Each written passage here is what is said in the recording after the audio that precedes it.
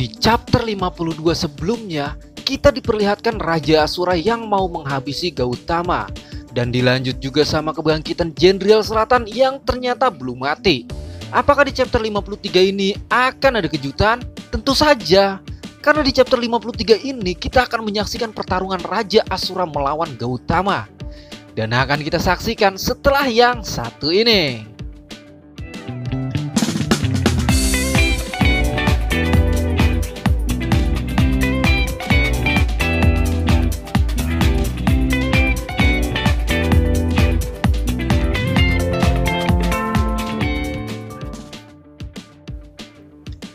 Oke guys, sebelumnya saya sangat berterima kasih banget sama kalian karena kalian sudah mau mengunjungi channel ini, dan juga terima kasih buat kalian yang sudah mau support channel ini untuk menuju 1000 subscribers. So, langsung aja kita mulai ceritanya. Scene pun diawali dengan memperlihatkan Raja Asura dan Buddha Rulai. Buddha Rulai mengatakan, Raja, Asura dan Dewa memiliki asal yang sama. Tapi sekarang mereka saling membenci, dan aku percaya kalau itu pasti ada sebuah solusinya. Saat aku bertemu denganmu, aku berpikir itu adalah sebuah kesepakatan. Setidaknya aku bisa jadi teman. Ini bisa jadi awal yang bagus. Aku sengaja mendekatimu karena aku ingin mencari solusi untuk memadamkan kebencian ini.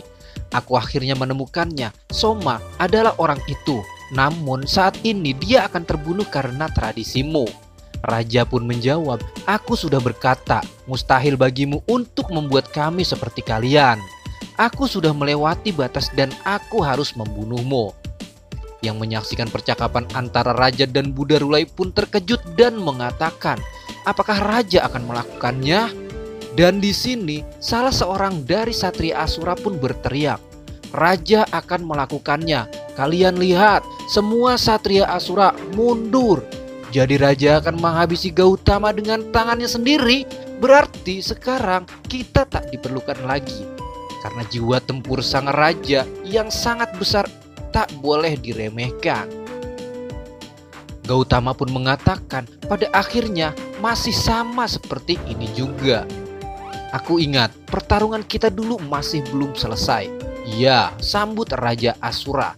Gautama, aku berharap kau lebih kuat dari sebelumnya. Jika tidak, ini tak ada artinya. Sambil mengeluarkan kekuatan yang sangat dahsyat, Raja pun mengatakan, jika kau berpikir jalanmu adalah benar, buktikan padaku dengan pertarungan ini. Dan lantai yang diinjak Gautama pun langsung retak. Gautama pun mengatakan ketajaman jiwa tempur Raja Asura jauh lebih kuat dari sebelumnya. Bahkan dia belum bergerak saja, tapi aura yang dikeluarkan sudah bisa membunuh. Sepertinya pertempuran ini akan sangat sengit. Aku menduga pemenang dan yang kalah akan ditentukan dengan satu gerakan. Dan di sini Raja Asura pun langsung melancarkan serangannya. Sahabatku Gautama, kau adalah rivalku. Aku tak akan menahan diri. Berhati-hatilah. Gautama merasakan niat membunuh sang raja yang sangat kacau ini seperti tsunami yang mengamuk. Di hadapan kekuatannya menunjukkan rasa takut yang akan membunuhku. Hatiku harus tetap tenang. Dan boom! Saat Raja Asura mengayunkan pedangnya, tapi Gautama sudah membaca serangan Raja. Dan Raja tidak bisa mengeluarkan kekuatannya untuk menebas. Gautama pun merasakan kalau tebasan Raja Asura itu sangat kuat dan bisa gawat kalau sampai terkena. Tapi di sini Raja Asura pun memutar pedangnya ke arah kanan Gautama. Tapi hebatnya, di sini Gautama pun berputar dan mendorong Raja dengan bahunya sambil menangkis serangan itu dengan tangan kirinya. Bam! Setelah Gautama berhasil mendorong dan merusak kuda-kudanya, Gautama pun langsung bisa melihat titik lemah Raja. Gautama pun tidak mau menyia-nyiakan kesempatan ini dan langsung memberi pukulan keras ke jantungnya dan berharap bisa melumpuhkannya. Dan boom boom boom boom boom boom boom.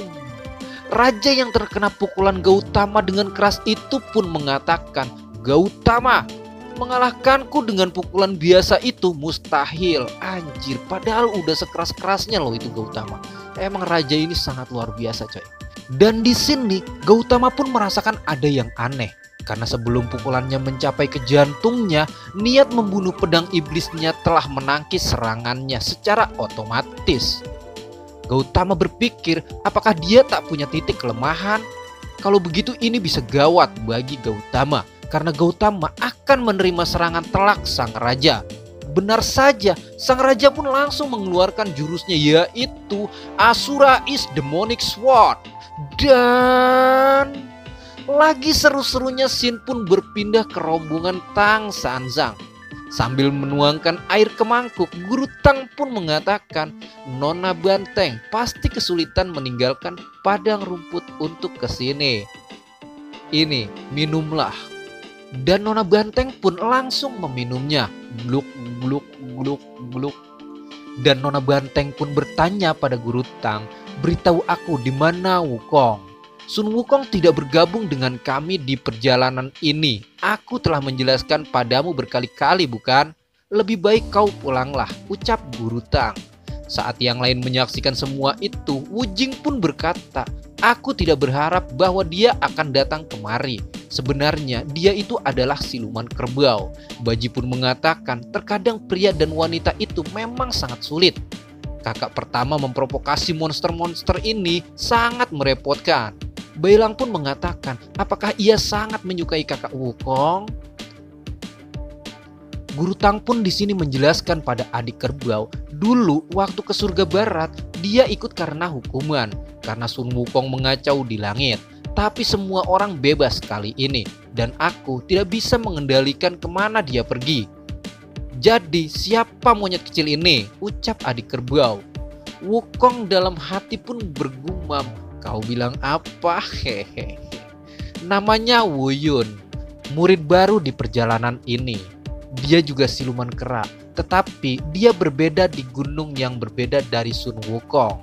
Dia belum pernah melihatnya sebelumnya. Dengan pelan Bailang mengatakan, keterampilan guru dalam menipu ternyata sangat hebat. Hehehe. Adik kerbau yang kesal pun berteriak dan mengatakan, sudah, Tang Sanzang, dulu kau berjanji untuk membiarkanku melihatnya. Bagaimana sekarang? Adik kerbau pun berjalan mendekati Wukong dan berkata, kera kecil, kamu benar-benar tidak tahu siapa itu Sun Wukong? Tapi selain dari penampilanmu, kamu sangat mirip dengannya. Kamu seperti orang yang sama. Wukong pun menjawab, tidak, kau salah paham. Sekejap adik kerbau pun heran. Apa kau Raja Kera? Kau kenal saya? Sambung adik kerbau. Wukong pun mengatakan, aku Wu Yun, bukan Wukong. Dan aku tidak mengenalmu. Dan di sini adik kerbau pun terlihat sangat marah. Dengan raut wajah yang berapi-api, adik kerbau pun berteriak, aku telah bekerja keras untuk menemukan dan mencari keberadaan Sun Wukong. Tetapi saudara-saudaranya yang tidak berguna bahkan mengatakan mereka tidak tahu. Aku sangat marah. Yang lain pun sepertinya sontak merasa kaget. Guru Tang pun ikut berteriak, adik kerbau, tenanglah. Dengan lemas adik kerbau pun mengatakan, dahlah dasar noob. Aku akan melanjutkan perjalanan. Sebelum adik kerbau pergi, Guru Tang pun mengatakan, adik kerbau, apakah kamu akan terus mencari sampai menemukan Sun Wukong? Aku tidak akan menyerah sampai aku menemukan Sun Wukong, jawab adik kerbau. Saat adik kerbau sedang berjalan, Wukong pun memberhentikannya. Wukong mengatakan, hei, tunggu sebentar. Apakah dia begitu penting bagimu? Kenapa kau bekerja keras menemukannya? Sangat penting, jawab adik kerbau. Adik kerbau pun mengatakan, dia muncul untuk waktu yang sangat singkat dalam hidupku. Tapi aku selalu merindukannya. Aku benar-benar ingin melihatnya tertawa lagi atau diejek olehnya. Inilah yang disebutkan kebahagiaan. Sekarang aku sedang berjuang untuk kebahagiaanku sendiri. Dan aku pasti akan menemukannya. Semoga aku beruntung. Xiao Yu yang dari tadi menyaksikan itu pun geram dan berteriak, sialan! Aku sudah tidak bisa menahannya lagi. Sebenarnya dia belum selesai Xiaoyu berbicara, tiba-tiba Baji pun membekap mulutnya dan mengatakan, "Hei, jangan bicara omong kosong. Apakah kau ingin ada yang mati di sini?" Saat adik kerbau pergi, Wukong pun teriak dari kejauhan, "Hei, kamu tidak terlihat seperti sering berpergian. Jangan ceroboh, ada banyak siluman di daerah sini. Jaga dirimu." Sayangnya, sebagai guru, aku harus mengatakan banyak kebohongan agar dia pergi. Tentu saja, guru juga sangat tahu bagaimana kalau dia marah, jawab Sun Wukong. Kalau berdebat dengannya, tidak akan ada habisnya. Benar, ucap Guru Tang. Semoga dia menyerah suatu saat nanti. Dan adik kerbau pun pergi meninggalkan rombongan Tang Zanzang. Dan sebelum chapter ini berakhir, kita diantarkan lagi ke istana surga seperti biasa ya. Jadi selalu menceritakan hal aneh surga, anjir bener, atau kisah-kisah surga. Oke, ke topik Taman Dunia Langit yang baru. Ada banyak bunga dan burung langka yang belum pernah terlihat sebelumnya. Ling Bao Tianzun mampu menciptakannya dengan cepat, dan saya memiliki catatan seperti hal yang baru. Dewi Pengasih jarang menghabiskan waktu luang di masa lalu. Juga ada 2 pelindung hukum di surga, terasa lebih mudah saat itu. Benar, pernahkah kamu mendengar tentang dia? Dia adalah Tathagata. Dia telah menjadi pengkhianat sebelumnya. Ini mungkin kesalahan. Dunia Langit dulu telah melakukan kesalahan. Apa dia akan kembali? Dan hei Loki yang menyedihkan, apa kau berbicara tentang aku? Dan Shin pun berpindah ke alam baka. Anjir bedah, bang selesain dulu, bodoh amat, gue ngikutin naskah anjir.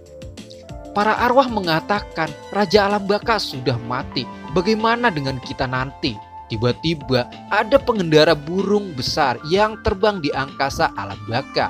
Dia pun mengatakan, saat aku memanggil, berkumpullah.